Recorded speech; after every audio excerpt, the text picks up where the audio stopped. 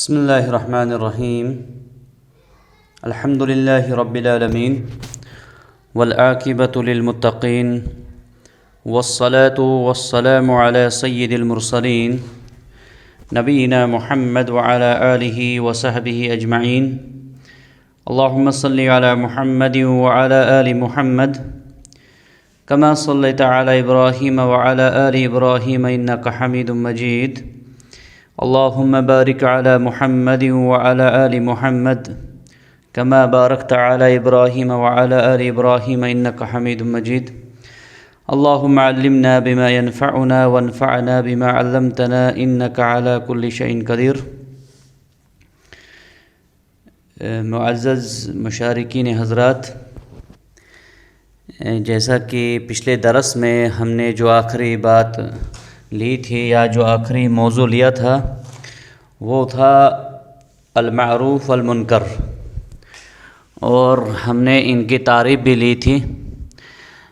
ہم نے کہا تھا کہ معروف وہ حدیث ہوتی ہے جس میں ثقہ راوی جو ہے ضعیف کی مخالفت کرتا ہوگا، ضعیف کے مخالف اس کی روایت ہوگی، یہ معروف تھی۔ اور جو منکر تھی اس کی تعریف ہم نے دیکھی تھی کہ ایسی حدیث جس کا راوی ضعیف ہوگا اور وہ اپنے سے اعلیٰ یا ضعیف راوی ثقہ کی مخالفت کرے گا، یہ حدیث جو ہے منکر کہلاتی ہے۔ آج نیا باب ہے، نیا موضوع ہے، وہ ہے المتابعہ۔ اور پھر اس کے بعد آتا ہے الشاہد، اور پھر اس کے بعد آتا ہے الاعتبار۔ انشاءاللہ العزیز آج کوشش کریں گے ان تینوں جو موضوع ہیں ان کو پڑھنے کی اور سمجھنے کی کوشش کریں گے۔ تو سب سے پہلے ہمارا کوئی ساتھی جو عبارت پڑھے گا، پھر انشاءاللہ العزیز سمجھنے کی کوشش کریں گے۔ بسم اللہ۔ طیب، بارک اللہ فیک وجزاک اللہ خیرا۔ تو یہاں سے جو اب باب شروع ہو رہا ہے وہ ہے المتابعہ، اور پھر شاہد، اور پھر ہے الاعتبار۔ المتابعہ، ان کو پہلے ہم آسان لفظوں میں سمجھیں گے، پھر انشاءاللہ العزیز کتاب کو دیکھیں گے۔ متابعہ کس کو کہتے ہیں؟ متابعہ کہتے ہیں جب ہمارے پاس کوئی حدیث ہوتی ہے جس کو ہم نے فرد پڑھا تھا، فرد نسبی یا غریب نسبی، ایسی حدیث جس کو روایت کرنے والا کہیں پر کوئی راوی اکیلا پڑ گیا ہوگا، فرد نسبی، یہ خاص یاد رکھیں گے، کیونکہ ہم نے فرد مطلق ایک قسم پڑھی تھی، اور ہم نے کہا تھا فرد مطلق کہتے ہیں جہاں تابعی جو ہے یا صحابی اکیلا رہ گیا ہوگا۔ اگر صحابی اور تابعی کے علاوہ سند میں کہیں بھی کسی بھی مقام پر کوئی راوی اکیلا پڑ گیا ہوگا، اس کو کہتے ہیں فرد نسبی، فرد نسبی۔ تو ہمارے پاس کوئی ایسی حدیث ہوگی جس میں کہیں پر تبع تابعی یا کوئی بھی راوی جو ہے اکیلا پڑ گیا، تو وہی حدیث جب ہمارے سامنے ہوگی اسی سند کے ساتھ، تو ہم دیکھیں گے، اس سند کو پڑھیں گے، ان راویوں کو پڑھیں گے، کون سا راوی مقبول ہے، کون سا راوی ضعیف ہے۔ تو کبھی ایسا ممکن ہوگا کہ جو راوی اکیلا پڑ گیا ہے، کہ سند کے کسی بھی جگہ پر راوی اکیلا پڑ گیا ہے، وہ راوی ضعیف ہوگا، وہ راوی ضعیف ہوگا۔ اس راوی کی وجہ سے اس حدیث پر جو حکم لگے گا وہ لگے گا کہ حدیث ضعیف ہے، اس راوی کی وجہ سے۔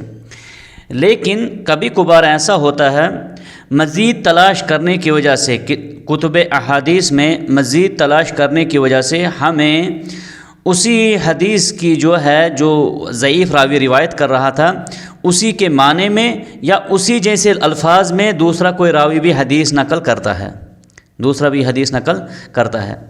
تو یہ جو دوسری حدیث آئے گی یہی متابعہ کہلائے گی، یہی متابعہ کہلائے گی۔ متابعہ دو قسم کی ہے، ایک ہے متابعہ تامہ اور دوسرے ہے متابعہ قاصرہ۔ متابعہ تامہ کسے کہتے ہیں؟ مثال کے طور پر اس وقت ہم اپنا اس کو لے لیں گے، اپنے اس بیج کو لے لیں گے۔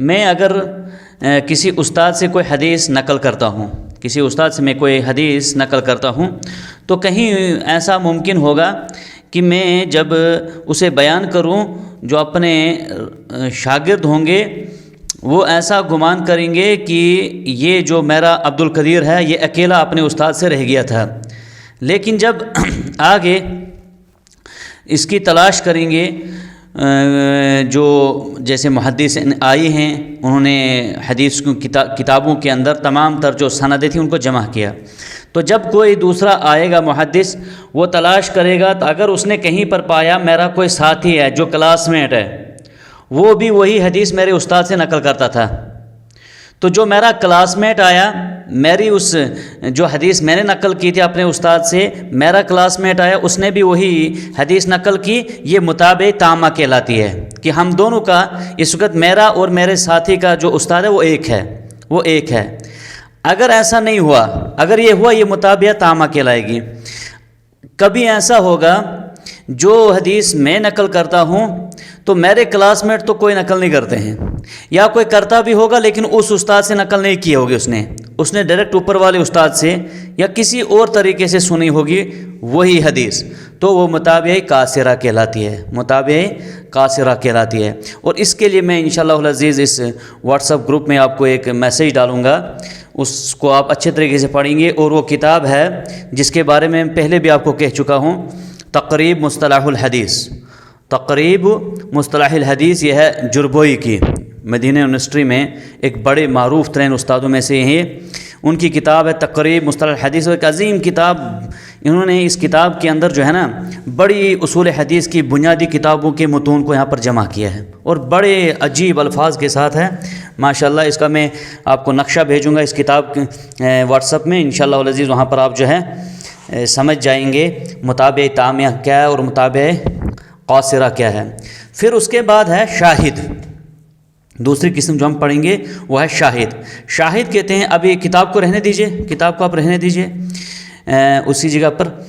شاہد ہوتا ہے وہ حدیث جہاں پر ہمیں کوئی حدیث ملتی ہے کسی سند کے ساتھ، ابو ہریرہ جو ہے نبی کریم صلی اللہ علیہ وسلم سے حدیث نقل کرتے ہیں، تو اگر ایک ہی سند ہمارے پاس ہے ہم نے اس کو کہا یہ حدیث غریب ہے، لیکن اگر تلاش کرنے کے بعد ہمیں دوسری کوئی روایت ملتی ہے، ہمارے پاس دوسری کوئی روایت ملتی ہے جو دوسرا کوئی صحابی اس حدیث کو نبی کریم صلی اللہ علیہ وسلم سے نقل کرتا ہوگا، دوسرا کوئی صحابی اسی حدیث کو نبی کریم صلی اللہ علیہ وسلم سے نقل کرتا ہوگا، وہ حدیث شاہد کہلاتی ہے، وہ حدیث شاہد کہلاتی ہے۔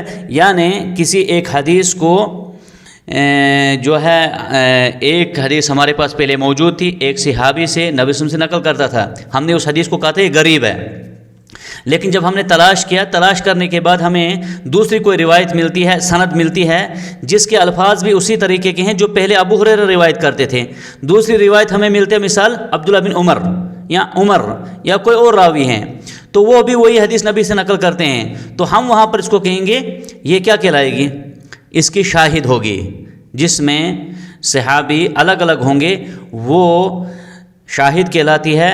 جہاں صحابی ایک ہی ہو، نیچے الگ الگ جگہ پر سند میں دو راوی الگ الگ جگہ مقام پر ہوں گے تو یہ جو ہے متابعہ کہلاتی ہے، یہ حدیث متابعہ کہلاتی ہے۔ اور اس کے بعد جو آخری چیز ہم پڑھیں گے وہ ہے اعتبار۔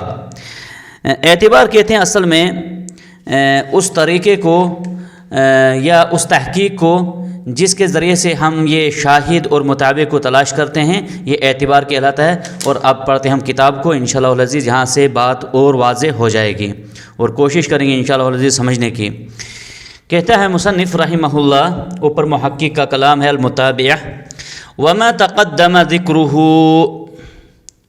جو پیچھے ذکر ہو گیا، جو پیچھے ذکر ہوا تھا، من الفرد نسبی، کس کے متعلق؟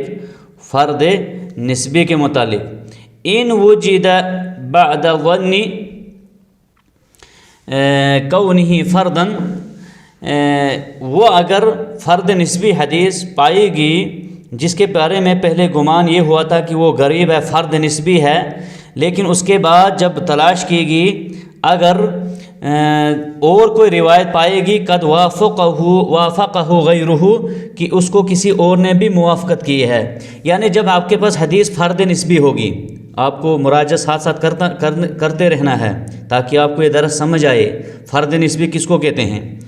تو فرد نسبی ہمارے پاس کوئی حدیث تھی، تو پھر جب پہلے تو اس پر حکم لگے گا کہ حدیث غریب ہے، لیکن اس کے بعد اگر کہیں ہمیں دوسری سند ملتی ہے جو اس راوی کی موافقت کرے گا، اس کی موافقت کرے گا، فَهُوَ الْمُتَابِعُ وَمُتَابِعَ بِكَسْرِ الْبَاءِ الْمُوَحَّدَةِ باء موحدہ جو ہے اس کو کسرہ ہے.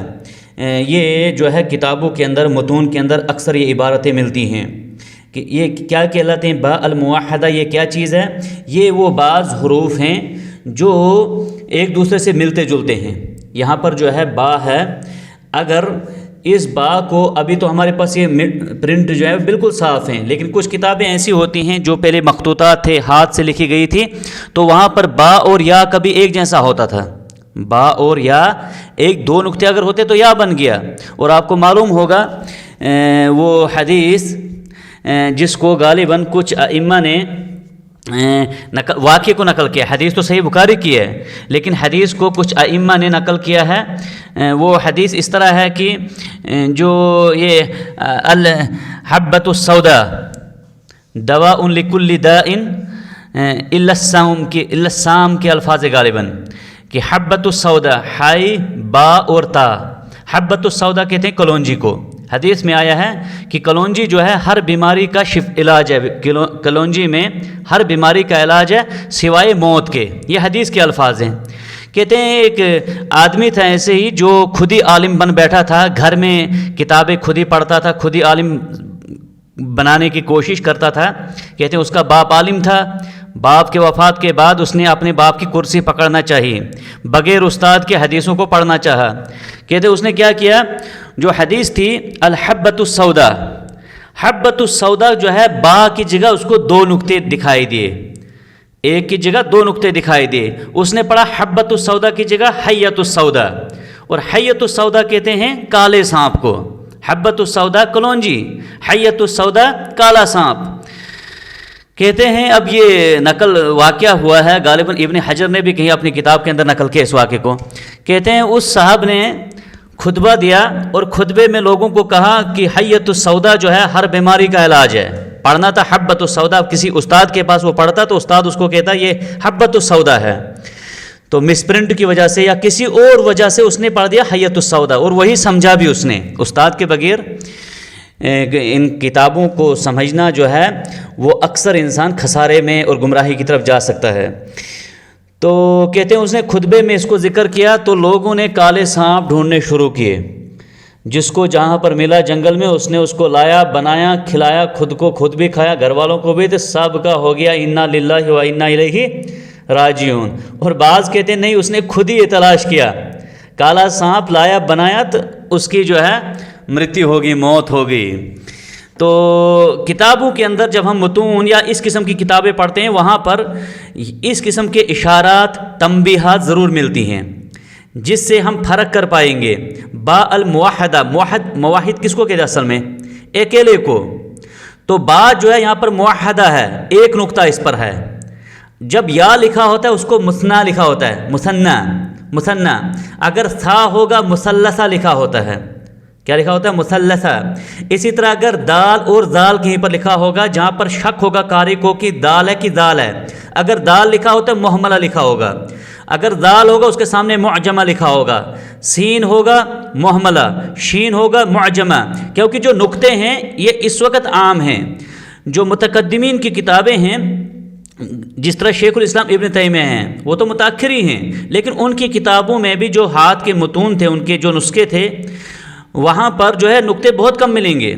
اور شروع میں جو مثال کے طور پر امام بخاری، امام مسلم، اس زمانے میں جو ہے یہ نقطوں کا جو رواج تھا بہت کم تھا.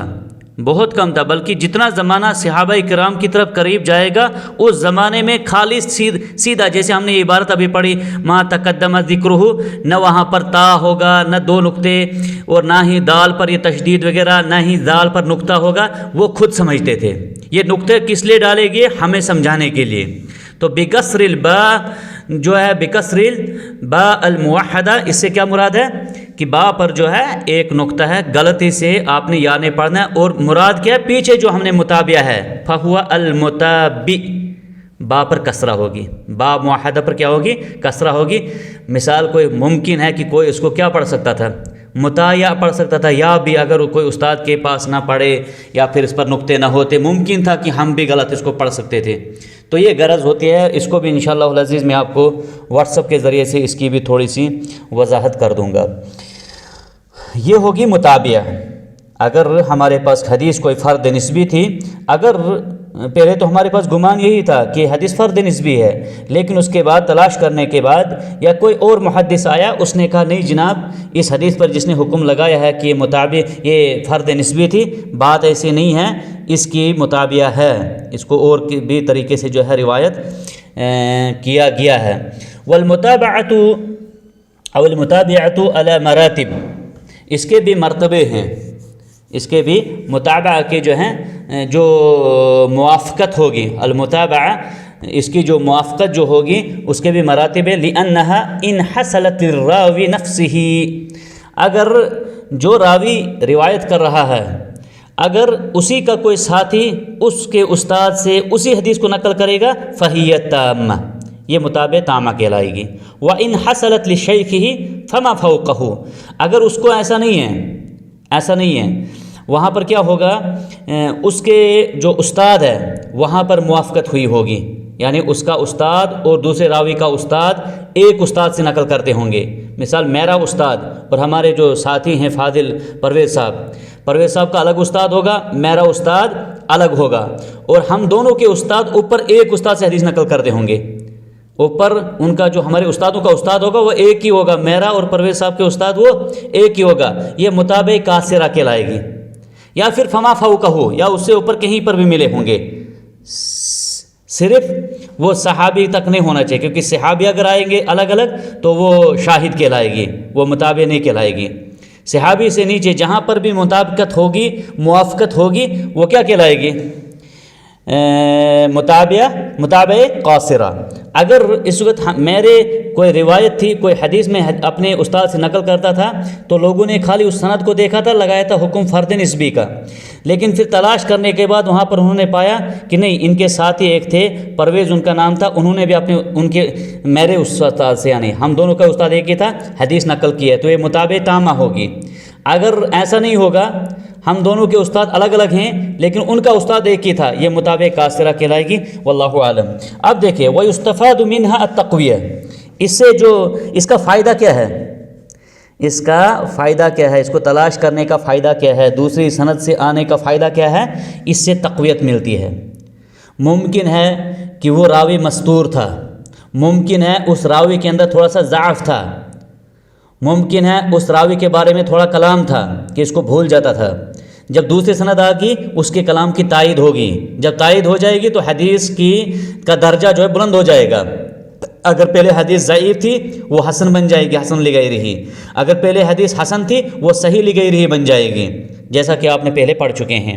مثال المتابعہ، متابعہ کی مثال کیا ہے، ما رواہ الشافعی فی الام، امام شافعی رحمہ اللہ اپنی کتاب الام کے اندر نقل کرتے ہیں، ان مالک عبد اللہ بن دینار عن ابن عمر ان رسول اللہ صلی اللہ علیہ وسلم قال الشهر 29 فلا تصوموا حتى تروا الهلال ولا تفطروا حتى تروه فإن غم عليكم فأكملوا العدة 30 یہ حدیث دیکھیے، یہ حدیث ہے اس کے حوالے سے کہ جب یہ شعبان کا جو مہینہ ہے یہ کتنے کا ہے، 29 دن، فلا تصوموا حتى تروا الهلال، تم روزہ مت رکھو جب تک کہ چاند نہ دیکھو، اور تم روزہ نہ توڑو یعنی عید نہ بناؤ جب تک تم چاند کو نہ دیکھو۔ فإن غم علیکم، ممکن ہے کبھی کبھار بادل ہوں گے، فأکملوا العدۃ 30، آپ اس وقت 30 کی تعداد پوری کرو، یعنی آج 29 شعبان ہے، 29 شعبان ہے، شام کو ہم نے چاند دیکھنا ہے، اگر چاند نظر آ گیا بسم اللہ کل روزہ رکھنا ہے، اگر چاند نظر نہیں آیا تو ظاہر سی بات ہے انتظار کرنا ہے۔ اگر بادل ہوں گے، آج 29 شعبان تھا، بادل تھے آسمان پر، تب کیا کرنا ہے؟ اللہ کے رسول کا حکم ہے فَأَكْمِلُوا الْعِدَّةَ 30، اس وقت آپ 30 دن پورے کرو پچھلے مہینے کو، کیونکہ یہ مہینہ یا تو 29 دن کا ہے یا 30 کا۔ تو یہ حدیث امام شافعی رحمہ اللہ کس سے اپنی کتاب میں نقل کرتے ہیں، اور ان کے استاد کون ہے؟ مالک، وہاں سے روایت ہوتی ہے۔ فَهَذَا الْحَدِيث بِهَذَا اللَّفْظ، یہ حدیث ان الفاظوں کے ساتھ، ظن قوم، محدثین کی ایک جماعت نے گمان کے اس حوالے سے، ان الشافعیہ، یہ کہ شافعی رحمہ اللہ تعالی جو ہیں، تفرد به عن مالک، امام شافعی جو ہیں امام مالک سے اکیلے پڑ گئے روایت کرنے میں، یعنی اس حدیث کو امام شافعی کے علاوہ امام مالک سے کوئی اور راوی روایت نہیں کرتا ہے، یعنی امام شافعی کا کوئی ساتھی نہیں ہے، یا امام مالک کا اس حدیث میں دوسرا کوئی شاگرد ہے ہی نہیں۔ اس پر حکم لگا دیا لوگوں نے، کہا فعدوہ فی غرائبہ، انہوں نے اس کو غرائب میں ڈال دیا۔ کچھ کتابیں لکھی گئی اس پر، غرائب الشافعی، غرائب مالک، غرائب فلان، کہ وہ حدیثیں جس میں راوی جو ہے اکیلا پڑ گیا ہے، یہ غرائب میں ڈال دی گئی ہیں۔ اور بعض راوی جو ہیں اس میں مشہور ہو چکے ہیں غرائب پر، کہتے ہیں اس کے غرائب بہت زیادہ ہیں، یعنی مختلف تھا وہ، اس کے بہت سارے ساتھی ہوتے تھے لیکن وہ اکیلا کوئی حدیث نقل کرتا تھا، اس کا کوئی اس میں مطابقت کرتا ہی نہیں تھا، موافقت کرتا ہی نہیں تھا۔ تو غرائب جو ہے ایک اعتبار سے اس کو نقص بھی بولیں گے، اگر کوئی راوی جو ہے کم حفظ والا ہوگا، ضابطے والا ہوگا۔ البتہ امام شافعی جیسے رحمہ اللہ، یہ تو جلیل القدر ائمہ حفاظ میں سے تھے۔ لأن اصحاب مالک، اس لیے کہ جو امام مالک کے شاگرد تھے، اصحاب سے مالک یہاں پر اس کے شاگرد تھے، رووہ عنہ بہذا الاسناد، انہوں نے اسی سند کے ساتھ امام مالک سے نقل کیا ہے، لیکن وبلفظ، ان الفاظ کے ساتھ، فَإِن غُمَّ عَلَيْكُمْ فَقْدِرُوا یا فَقْدُرُوا لَهُ، یہ الفاظ ہیں۔ پیچھے کون سے الفاظ تھے؟ فَإِن غُمَّ عَلَيْكُمْ فَأَكْمِلُوا الْعِدَّةَ 30۔ تو امام مالک سے دوسرے شاگرد جب حدیث نقل کرتے ہیں، انہوں نے فَإِن غُمَّ عَلَيْكُمْ سے آگے کیا لگایا؟ فَقْدُرُوا لَهُ، تب آپ اس کو پورا کرو، تو یعنی 30 دن پورا کرو۔ الفاظ جو ہیں ان کے کچھ ہیں، امام شافعی کے الفاظ کچھ اور ہیں، امام مالک کے دوسرے شاگردوں کے الفاظ یہ ہیں۔ لیکن کہتے ہیں حافظ ابن حجر، وجدنا للشافعی متابعا، کہتے ہیں ہم نے یہاں پر جو ہے متابعہ پائی، ایک روایت پائی، وہ کون سی ہیں؟ وَهُوَ عبداللہ ابن مسلمہ القعنبی، عبداللہ ابن مسلمہ القعنبی، كذلك اخرجہ البخاری عنہ عن مالک، کہتے ہیں ہم نے اس کی مطابقت پائی، امام مالک سے ایک اور شاگرد ہے جو اس حدیث کو، جو روایت جو الفاظ امام شافعی کے تھے نا، وہی الفاظ جو ہیں روایت کرنے والا امام مالک کا ایک اور شاگرد ہے، وہ کون ہے؟ عبداللہ بن مسلم القعنبی، انہوں نے بھی وہی الفاظ نقل کیے ہیں۔ اس کا مطلب اب یہ ہوگی متابعہ تامہ، کیونکہ امام شافعی کا بھی استاد امام مالک، عبداللہ بن مسلمہ کا استاد بھی امام مالک، کذالک اخرجہ البخاری، اور امام بخاری نے بھی اسی طریقے سے نقل کیا، عنہ یعنی کس سے؟ عبداللہ بن مسلمہ سے، عبداللہ بن مسلمہ سے امام بخاری نے بھی نقل کیا ہے، عن مالک، اور آگے پوری روایت ہے۔ فہذہ متابعۃ تامہ، یہ متابعہ تامہ ہے، متابعہ تامہ ہے۔ ووجدنا له ایضا متابعۃ قاصرہ، کہتے ہیں حافظ ابن حجر، ہم نے اس کی مطابق قاصرہ بھی پائی، فی صحیح ابن خزیمہ، امام ابن خزیمہ نے اپنی صحیح کے اندر، من روایت عاصم بن محمد عن ابیہ محمد بن زید عن جدہ عبداللہ بن عمر بلفظ فکملوا 30، فکملوا 30، اوپر والی جو روایت تھی، کہتے ہیں اس کے بعد جو ہے یہاں جو روایت ہے یہ متابعہ قاصرہ کیوں ہے؟ کیونکہ یہاں پر آپ دیکھتے ہیں پچھلی سند میں جو ہے عبداللہ بن، یہ امام مالک کے بعد تھا عبداللہ بن دینار، پھر تھے ابن عمر، یہ سند یہاں پر آپ دیکھو گے یہ بالکل مختلف ہے اس سے، اس میں ہے عاصم بن محمد عن ابیہ محمد بن زید عن جدہ عبداللہ بن عمر، تو جب مطابقت یہاں پر نہیں ہوئی، اوپر صحابی ایک ہی تھا، یہ مطابعہ قاصرہ کہلاتی ہے۔ اس میں کیا الفاظ ہیں؟ فکملوا 30۔ وفی صحیح مسلم، اور امام مسلم نے اپنی صحیح کے اندر لایا من روایت عبید اللہ ابن عمر عن نافع عن ابن عمر عن نافع ابن عمر فقدروا 30 فقدروا الثلاثین، یہ الفاظ لائے ہیں. ولا اقتصار فی هذه المتابعہ او المتابعہ، بیچ میں جو لائن ہے میں پہلے بھی کہہ چکا ہوں، دو لائنوں کے بیچ میں جو یہ کلام ہے اس کو کہتے ہیں جملہ معترضہ. اصل ہے ولا اقتصار فی هذه المتابعہ فی هذه المتابعہ علی اللفظ، جو بیچ کا جو جملہ ہے یہ معترضہ ہے. کہتے ہیں اس پر اقتصار نہیں کرنا ہوگا آپ نے، کیا کہ جو مطابعہ جو ہے یہ لفظ پر ہی ہونی چاہیے، الفاظ بالکل سیم ہونے چاہیے، سواء کانت تامہ ام قاصرہ، دونوں قسمیں.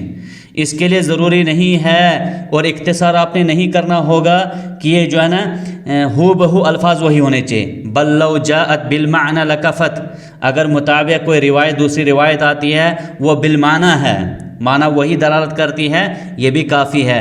لکنھا مختصۃ بکونھا من روایت ذلک الصحابی، لیکن یہ خاص ہے کہ صحابی ایک ہونا چاہیے، صحابی ایک ہونا چاہیے. مطابعہ کے لیے خصوصی ہے کہ اس میں صحابی ایک ہی ہونا چاہیے.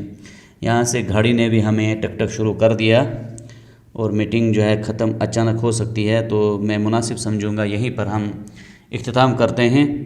واللہ اعلم بالصواب، وصلی اللہ علی نبینا وعلی آلہ وصحبہ اجمعین.